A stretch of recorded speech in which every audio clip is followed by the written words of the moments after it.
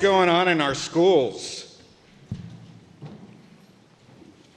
Seems like controversies around questions of identity, religion, and race are constant, erupting into public view on a regular basis. Since education is the beating heart of society, if our schools are in crisis, then society itself is in crisis. The American Jewish community is directly impacted. I have spoken with and lamented with many of you, middle school, high school, and college students, and their parents. I have seen firsthand the breadth of discomfort amongst Jewish youngsters, blamed for every perceived transgression of the Israeli government, and sometimes accused of racial insensitivity, prejudice, privilege, and frailty. I'm well aware of the fear of Jewish parents as to what awaits their high school children when they get to college. American universities today seem awash in intolerant radical ideas, campuses boiling with rage, students and faculty expressing profoundly anti-Israel attitudes that frequently spill over into animosity towards Jews and downright anti-Semitism. I want to emphasize at the outset my high regard for educators. We're in the same business. Rabbis are teachers. It is the meaning of the Hebrew word Rav, educator. We have so many great teachers in our congregation, master educators, university professors. I feel and have always felt from day one a special kinship with them. I feel as if I understand them and they understand me. It is a delight to sit at their feet and learn from them.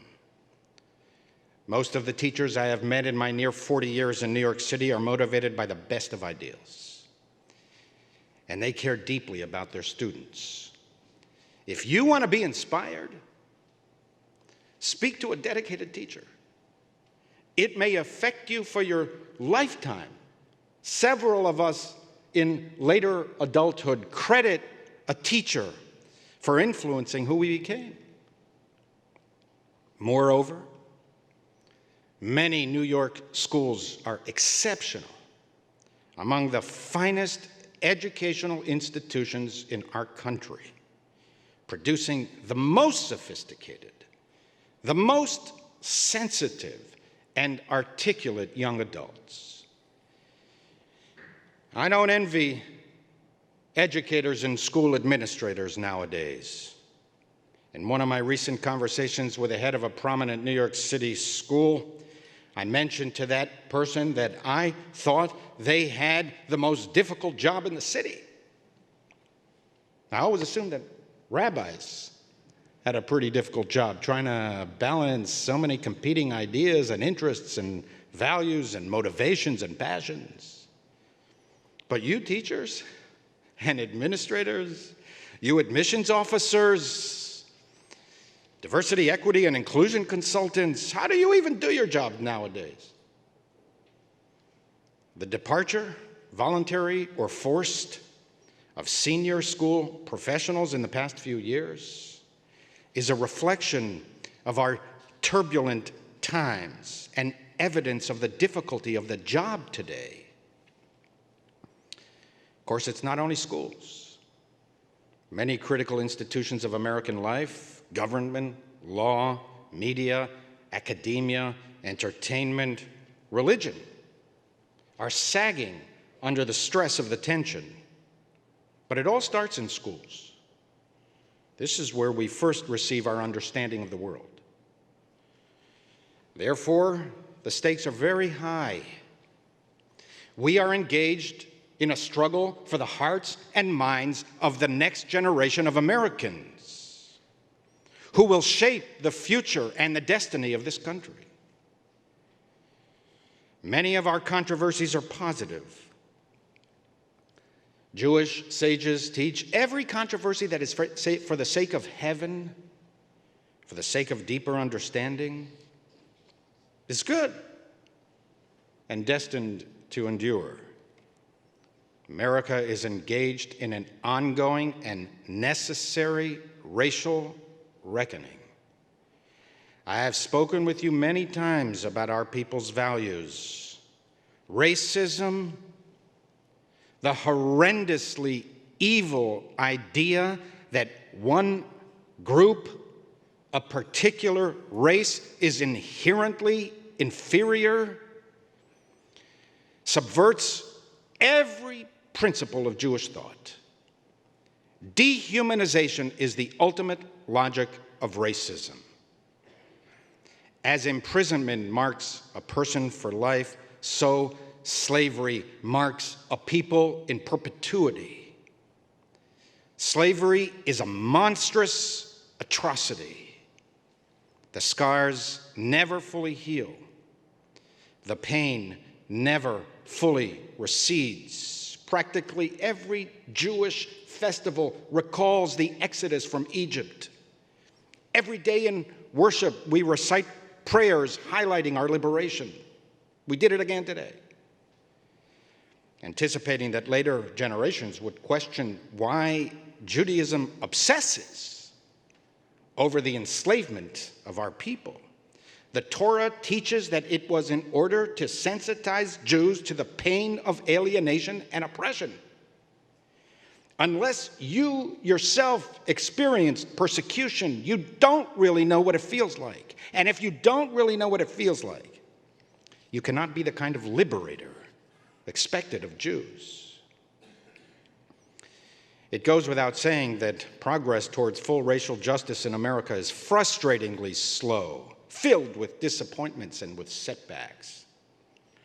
I resonate with the impatience expressed by many and the need to be proactive in combating racism.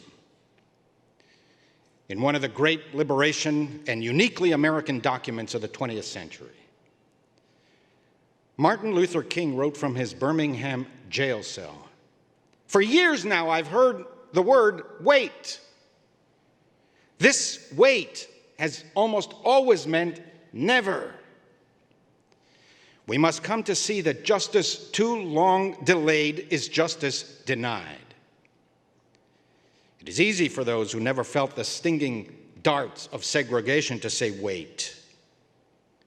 But there comes a time when the cup of endurance runs over and men are no longer willing to be plunged into an abyss of injustice, where they experience the blackness of corroding despair.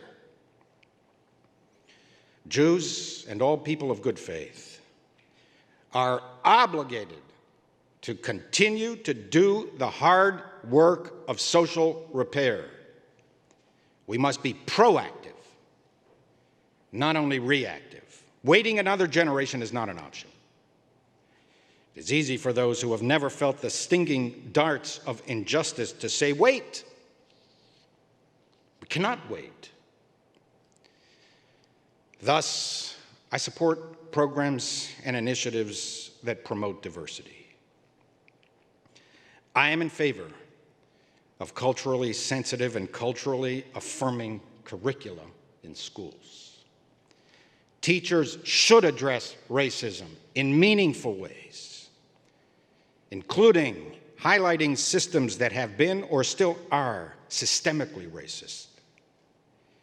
They are right to teach the true and complete history of slavery in our country and challenge students to grapple with its residue in their lives. American youth should know much more than they do about the failure of Reconstruction, Jim Crow, race riots, and the civil rights movement. And I am aghast at legislative efforts recently to restrict discussions of race that may cause, quote, discomfort, guilt, anguish, or another form of psychological distress. Under this definition, teaching Martin Luther King's "I Have a Dream" speech would be illegal. I believe in common decency. I believe that young adults should be taught to respect all people. Years ago, I met the New York City schools chancellor, and I asked him whether public schools teach ethical behavior. His response was, "That is not their job." "It's your job, Rabbi," he said. "Yours and the parents. We have a hard enough time teaching reading, writing, and arithmetic." That response stayed with me. Someone needs to teach our children how to act with just plain old decency. Therefore, I support the establishment of a school culture where students are taught to respect each other. Racial insults, whether direct, implied, in person, or online, should be addressed seriously and comprehensively by schools.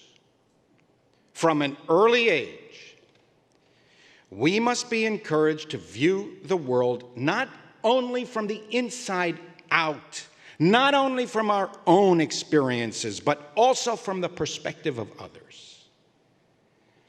Schools are uniquely capable of training us from our youngest years to expand our horizons. The right teachers in the right environment can make a profound difference in how we view our world. However,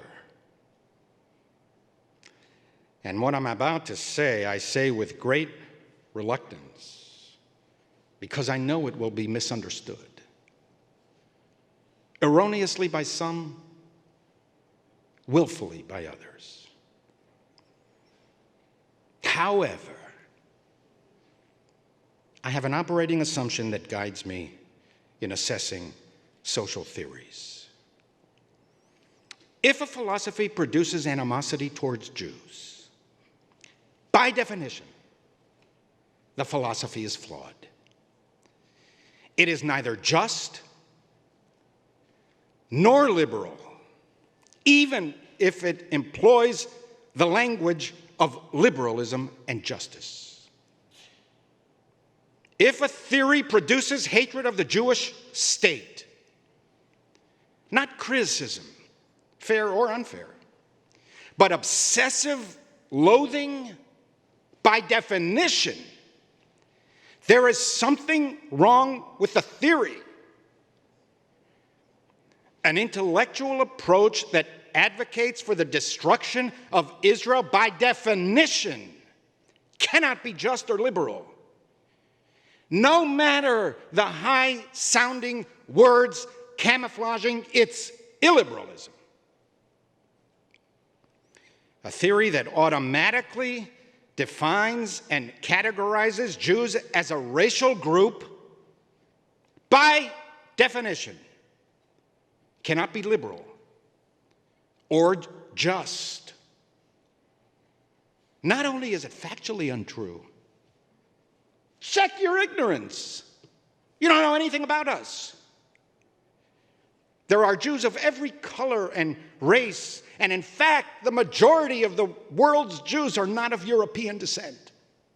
Not only is it factually untrue, it also distorts Jewish values, the way we see ourselves.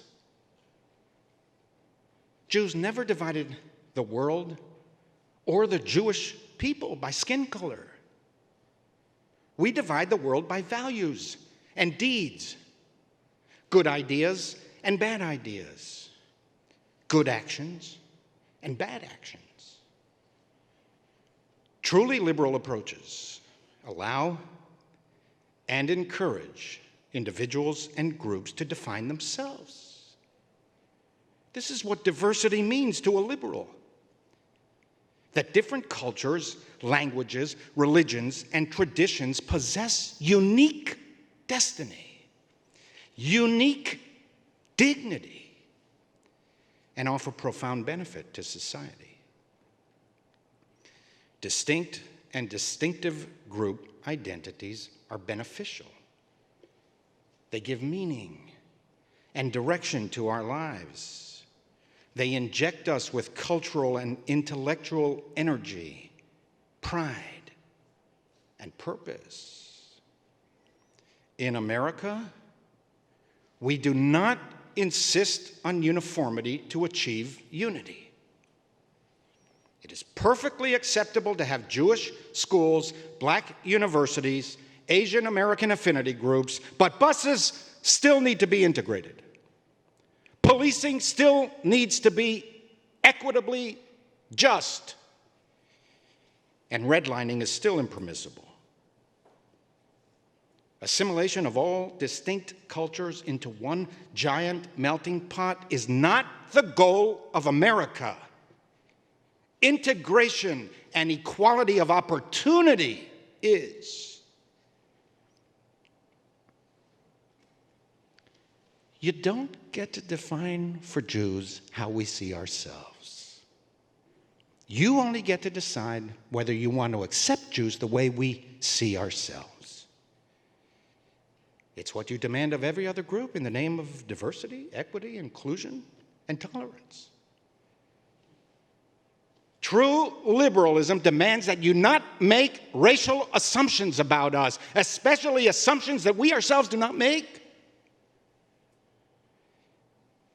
If in the name of diversity, equity, and inclusion, Jewish children are lumped into an identity group by virtue of their immutable characteristics, the color of their skin, not the content of their character,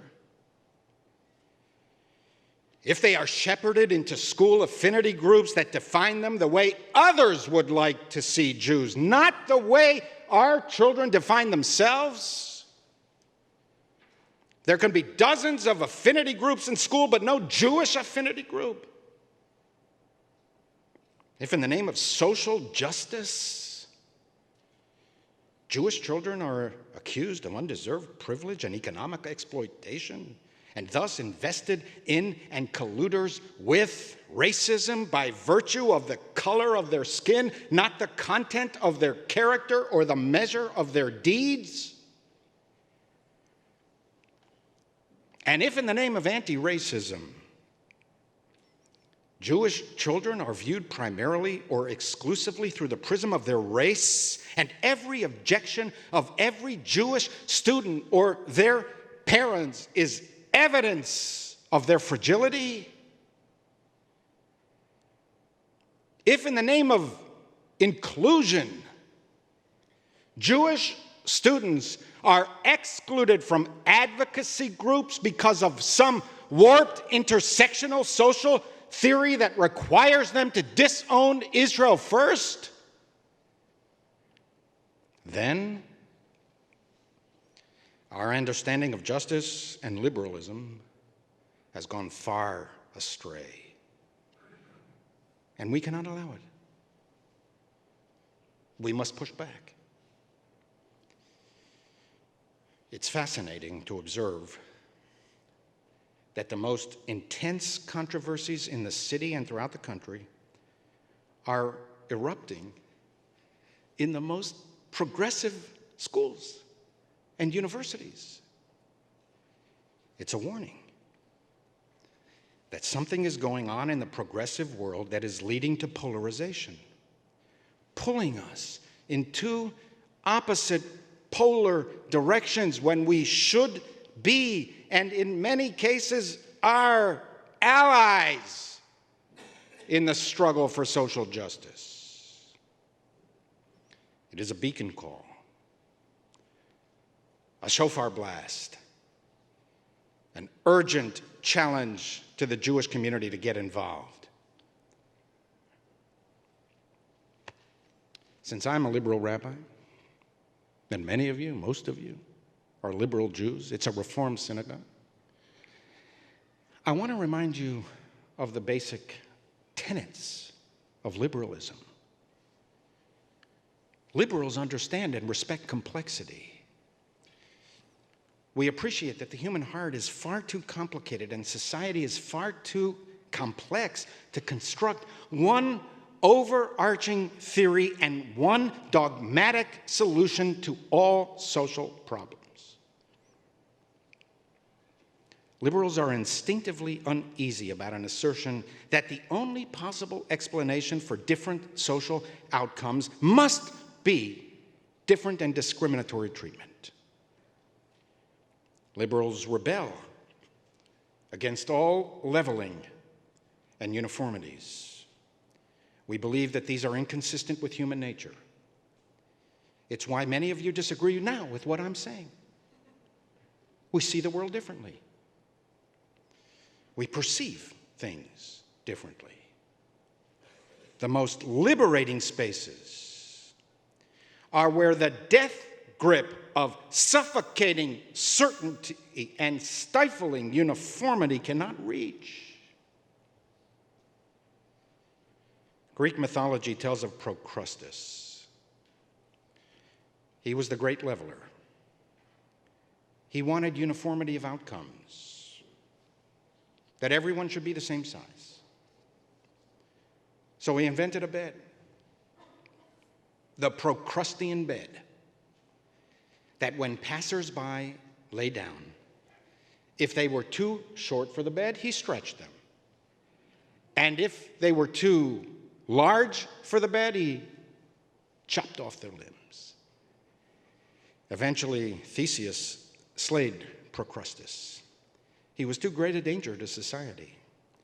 The ancient Greeks understood that the impulse to uniformity often leads to dangerous and reckless excess. That is why so many social theorists who have started out as liberal ended up illiberal. They may have accurately perceived the problem. Marxists were right in perceiving the unjust exploitation of the workers. But the one-size-fits-all analysis, producing the dogmatism of one solution, did incalculable damage to society and to the workers themselves. The French revolutionaries were right in perceiving the injustices of the monarchy. They were right to insist on liberty. But intellectual and political excess led to the guillotine. Robespierre, the liberal emancipator, became a tyrant and himself ended up guillotined. The French Revolution devoured itself and ended up postponing for decades the democratic republic it sought. Liberals believe that while in heaven there may be absolute truth, on earth there is only truth filtered through human limitations and fallibilities. For this reason, we liberals emphasize freedom of speech, freedom of thought, freedom of religion, intellectual and political pluralism. We believe in carving out as much space as possible in society to allow and encourage a vibrant marketplace of ideas. We do not seek to shut down debate through ostracism, excommunication, or uniform speech. To the contrary, we want to encourage you to express your opinions for two reasons. First, to learn from you. You might actually have something interesting and important to teach me. You might even convince me. And second, to challenge and refine my own thinking so that I may refute and perhaps convince you. Liberals believe that through different and competing ideas, society will make progress. This progress might be frustratingly slow at times, but it will be real and ineluctable. Liberalism is a mindset. It is a mindset that says liberals are optimistic about the future. I can change, my opponent can change, even my enemy can change. A theory that abandons these principles may be many different things, but it cannot be liberal. It's why the theory of white fragility is, at its core, illiberal. It is accurate and undeniably true that many white Americans are racists and defensive about it. But an assertion that demands either you agree with me or your disagreement is ipso facto evidence of your moral fragility is intellectually dishonest, leaving no room for debate. It's why the stark choice, either you are a racist or an anti-racist. There's no such thing as a not racist idea. Only racist ideas and anti-racist ideas. That theory is at its core illiberal. There's no middle ground, no room for complexity or nuance. How do you even debate a proposition that states either you agree with everything I say or, by definition, you're on the side of racists because denial is the heartbeat of racism. And racism and anti-racism is what I say it is. A liberal can never be so certain, so dogmatic about the application of general moral truths to real-world dilemmas. The author Sherwood Anderson told the story of an old man who listed hundreds of truths in his book: truth of passion, truth of wealth, poverty, thrift, profligacy. Hundreds of truths. And they were all beautiful. But, Anderson wrote, the people came along, and each grabbed as many truths as they could. The moment one of the people took one of the truths to himself and called it his truth, trying to live his life by it, the truth he embraced became a falsehood. Liberals believe in pluralism because we believe that human reality is plural. Values conflict. As Sherwood Anderson understood, wealth can be a virtue, but so can thrift. Work can be a virtue, but so can play. Access to information is a virtue, but so is privacy. Justice is a virtue, but so is mercy. Reason is a virtue, but it can lead to excess and unreason. Sensitivity to feelings is a virtue, but so is sensitivity to facts. Egalitarianism is a virtue. Self-awareness and self-improvement are virtues. But sensitivity training, anti-bias training, cultural reprogramming to curb microaggressions can easily become illiberal and frustrate our liberal intentions. Even the sounds of these terms resonate with the potential of Orwellian excess. Doesn't mean we shouldn't embark on the journey, but it does mean we have to be careful on the way.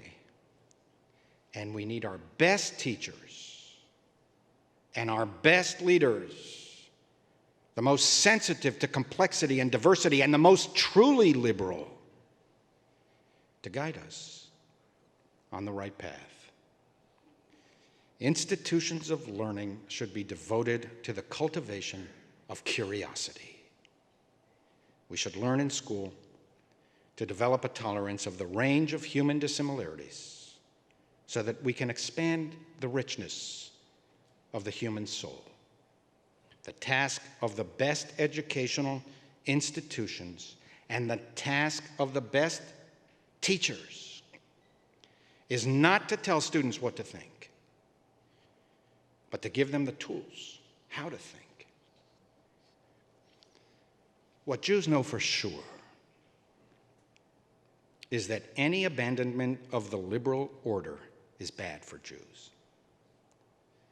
America has not been perfect to us, but it has been immeasurably better, more tolerant, more welcoming than any country on earth at any time in history. The country has many difficult problems, and race is at the center of them. But it is untrue that America is irredeemably racist. There are plenty of racists here. But to deny that the United States has made enormous progress since its founding is to distort the history and the reality of America. We're making progress towards a multiracial society, arguably more progress than any other country in the world, even though such progress is too slow for many of us. The founders had many moral failings, with slaveholding being their most egregious hypocrisy. But it did not invalidate the American promise that all are created equal and have the unalienable right to life, liberty, and the pursuit of happiness. In fact, it was this very promise, written most eloquently by the slaveholder Thomas Jefferson, that planted the seeds of slavery's eventual demise. The country was unable to sustain the internal contradiction. It is true that capitalism produces social inequalities and income disparities. But it is not true, as one thinker recently wrote, that to love capitalism is to end up loving racism, and to love racism is to end up loving capitalism.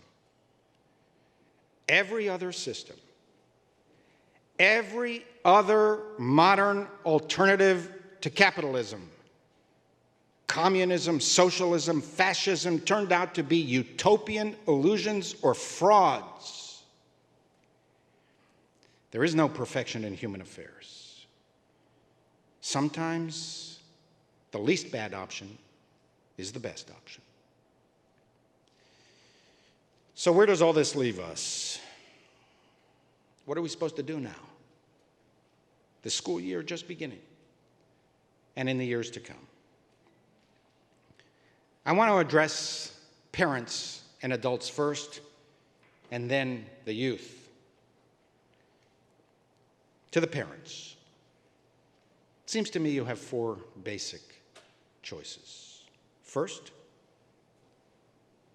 you can leave the school. Remove your children from an environment that you believe has become hostile to your worldview. Some parents have done that. But most have not and will not. At some point, it is unviable simply to pick up and leave. And where would you go anyway? So many other institutions are struggling with the same issues. Your second option is to stay because you're pleased with the school's approach and you disagree with practically everything I have just said. If you fundamentally disagree with me, let me hear from you. I welcome being set straight. Your third option is to stay, grin, and bear it.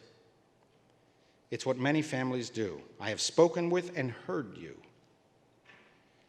Better to get through high school in these exceptional academic institutions so that our children can continue their academic careers in exceptional universities. But if you grin and bear it,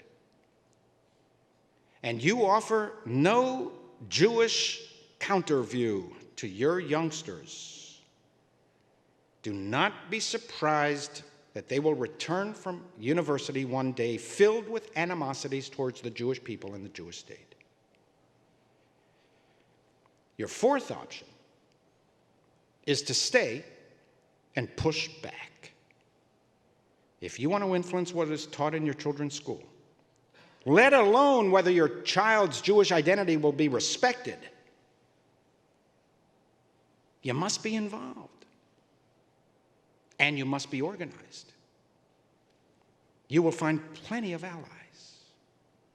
Most people are far less dogmatic, far more uncertain, much more practical, and much less ideological than what may appear at first glance. They do not spend their days constantly seeking microaggressions.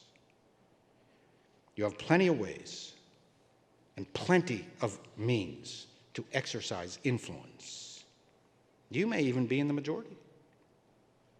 Remember, majorities do not necessarily determine the character of an institution. Vocal and determined minorities often carry the day, especially if the majority is cowed, intimidated, or silenced.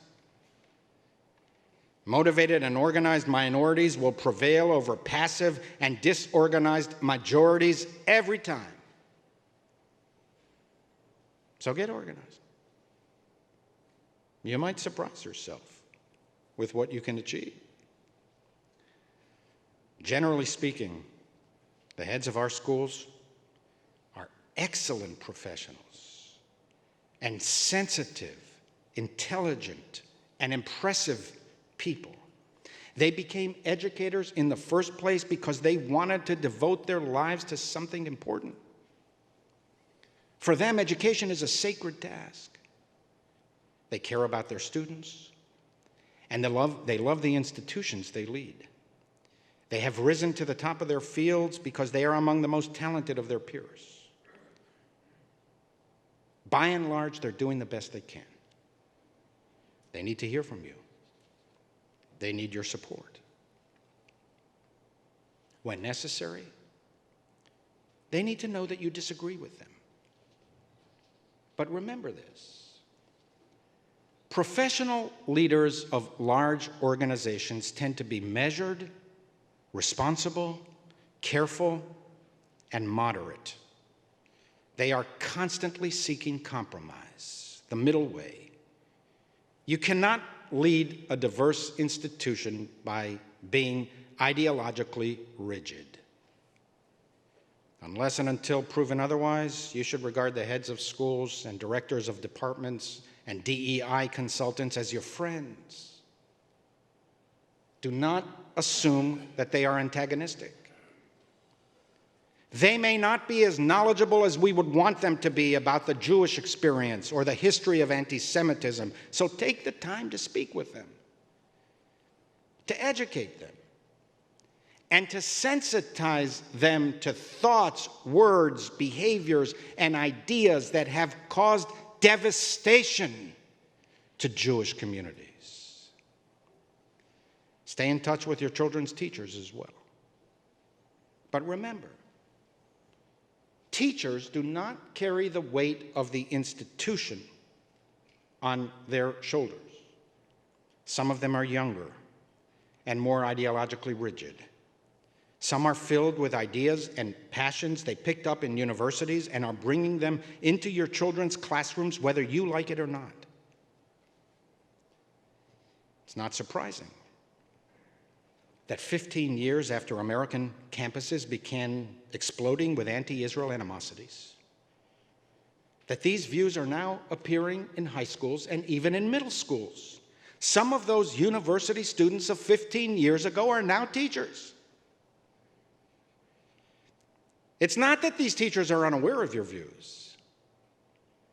They believe that you're the problem. You're standing in the way. You are the product, the result of unfair privilege. The way to break the vicious cycle of injustice in this country is to retrain your children, not with you, but despite you. Not the case with most teachers. But it is the case with some. And you need to be alert. And finally, to the youth, I'm happy to see quite a good number of young people here, and I hope online as well. You young adults, you're amazing. I admire you. You're quick and creative. Your values are good. You refuse to countenance any discrimination of any kind. You believe deeply in social justice. You are more accepting of diversity than any generation before you. It's a sad commentary on our times that adult behavior is not always a good model for you. Everywhere we turn, adults seem angry, impatient, rigid, and intolerant. Too many politicians and leaders of our country seem incapable of treating each other with basic respect.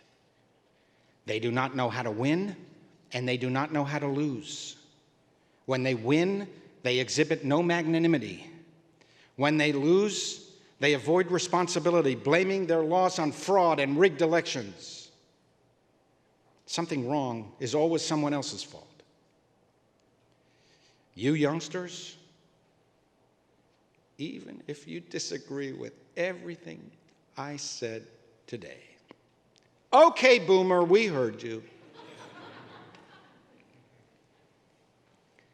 I hope that you will have absorbed the two central Jewish values we have tried to instill in you, and that you live your lives accordingly.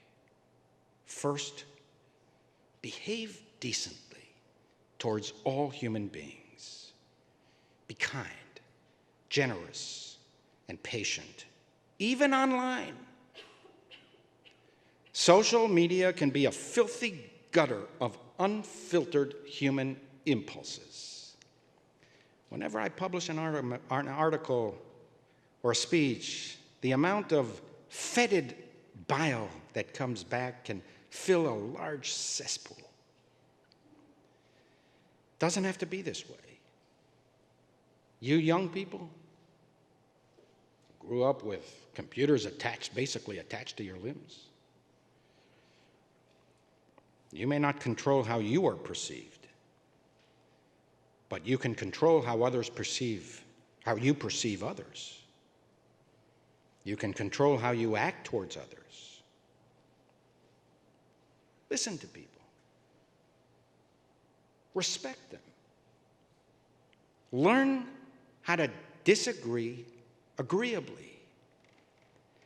Disagreement is the lifeblood of democracy. If we do not leave space for debate, liberty is unsustainable. Remember, you youngsters, everyone makes mistakes. You too will make plenty of mistakes. Therefore, allow people to make amends. Treat them as you would want to be treated. Forgiveness is among the most important values lacking in America today. Repentance, atonement, accepting imperfections of ourselves and most importantly of other people. This is critical to leading a contented life in a decent society. Try not to hold grudges. You youngsters, try to forgive those who disappointed you. Do not cancel them for every stupid thing they may have said. Everyone says things that they later regret. Young people especially are entitled to make mistakes that will not cost them their career opportunities 20 years later. We should not have to bear forever the mark of Cain for every stupid thing we said, even if those things really were quite stupid. Second, you young people, be proud Jews. I worry about your generation. I worry that your link to our past and your desire to build our future are not as strong as generations preceding you.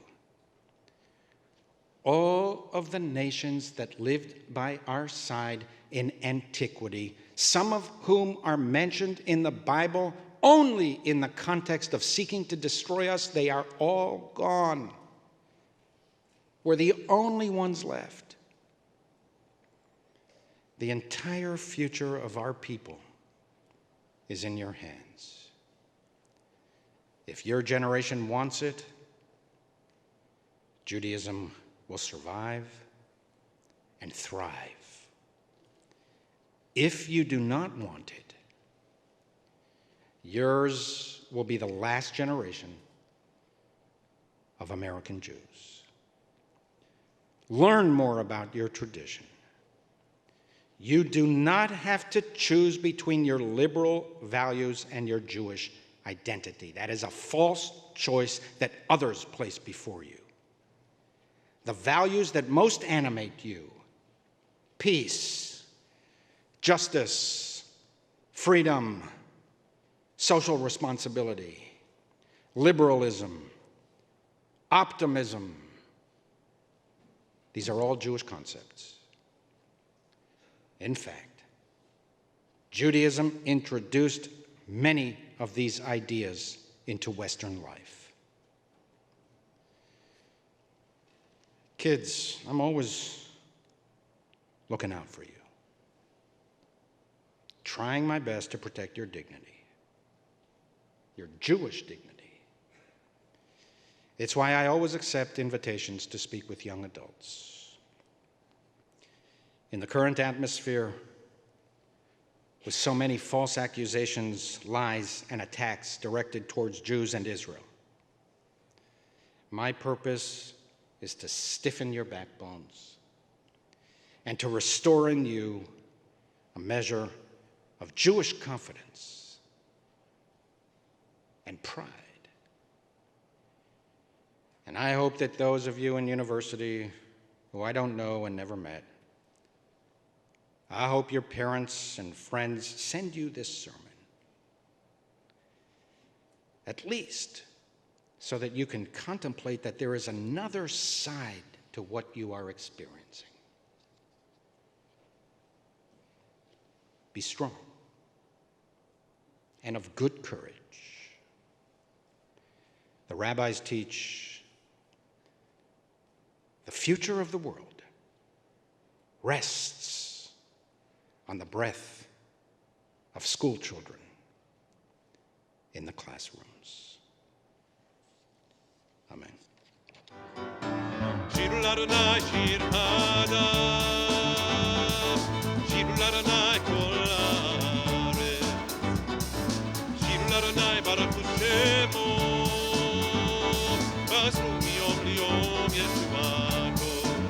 Everybody, Shir Ladonai, Shir Hada, Shir Ladonai Kol Haaretz, Shir Ladonai Baruch Shemo, Baruch Yom Yom Yeshuato, Sapru Vagoyim, Kivodo Bechol Hamim Niflotav, Tigadol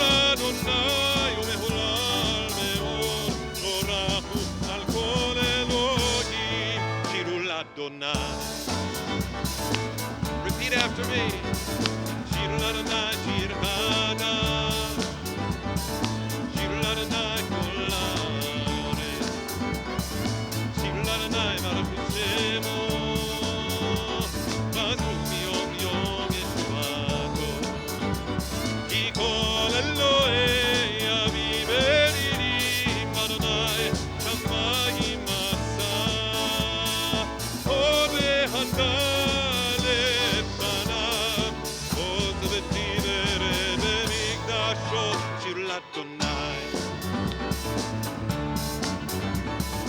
Shir Ladonai, Shir Hada, Shir Ladonai Kol Haaretz, Shir Ladonai Baruch Shemo, Baruch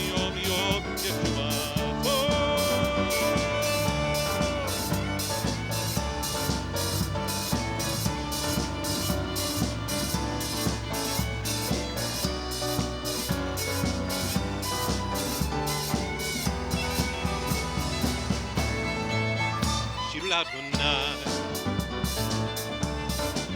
Oh, shir Adonai, shir Hadash, shir Adonai kol haaretz, shir Adonai barachu shemo, b'chum yom liyom yeshuato. Yismechu hashamayim v'dagel haaretz, Yeram hayam umloho, Yalo Sadai, V'chol asher bo, Az yiranenu kol hatzeyai, Lifnei Adonai ki hiva lishpot haaretz, Yishpot evel betzedek, V'amim באמונתו.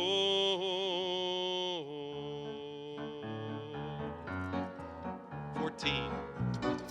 Rejoice with the islands. Adonai malach, הגל הארץ, ישמחו, ישמחו, ישמחו עם רבים. אדוני מלך, הגל הארץ, ישמחו, ישמחו, ישמחו עם רבים. אדוני מלך, הגל הארץ, ישמחו, ישמחו עם רבים.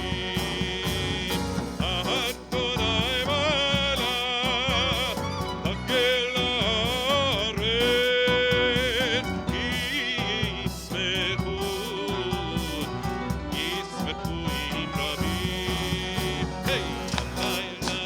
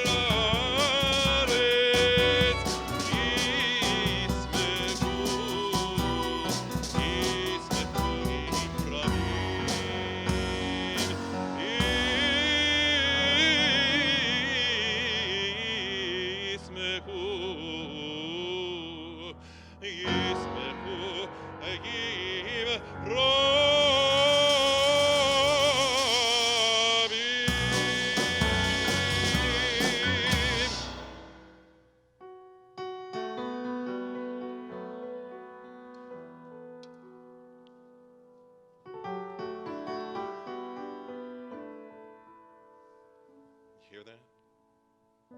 It's the sound of the violin.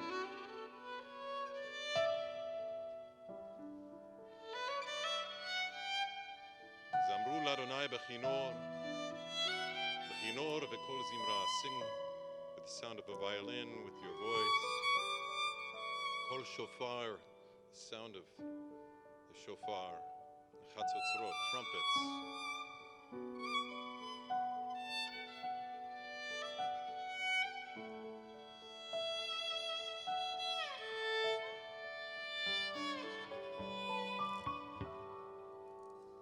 Zamru l'Adonai b'chinor, b'chinor v'kol zimra. Zamru l'Adonai b'chinor, b'chinor v'kol zimra.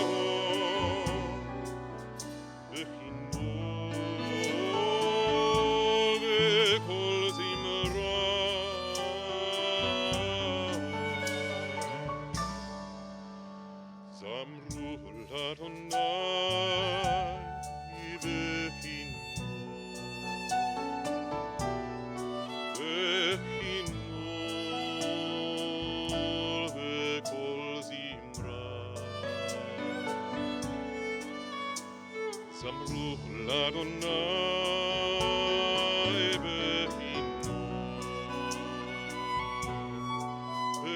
בכינור, בקול זמרה.